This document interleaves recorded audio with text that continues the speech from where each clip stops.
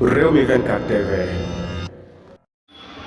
dal leen ak jàmm mbokk yi nuyu nañ leen ziar nañ leen yéen ñi di safoo seen bi di Rewmi 24 TV. Mame Mbaye Niang ginnaaw ba nga xamee ne procès ba jóge na ca digganteem ak Ousmane Sonko le 30 bii passé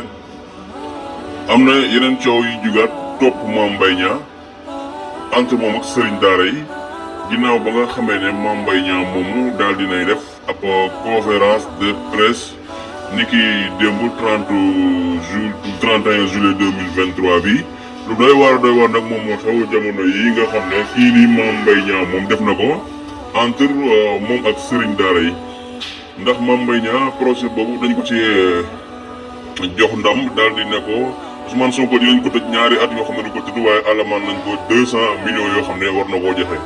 kii di Mame Mbaye Niang nag daal dinay def conférence de presse am boobu di xam ne 200 millions yooyu daal dina ko may ñi nga xam ne ñoom ñooy sëriñ daara yi. sëriñ daara yooyu nag ña nga mer ba futtu jëmale ci Mame Mbaye Niang ña ngi koy dànkaafu ña ngi koy xamal ne ñun xiifuñu te ñun tumuranke goo xam ne alal ju léwul nga bëgguñu koo jox duñu ko jël ñoo lànk ñoo bañ ña ngay naqarlu kaddu yooyu nga xam ne Mame Mbaye Niang yëkkati na ko ñoom sëriñ daara yi daal xam nañ ne Mame Mbaye Niang mii li mu def nii xeebaate ak yabaate képp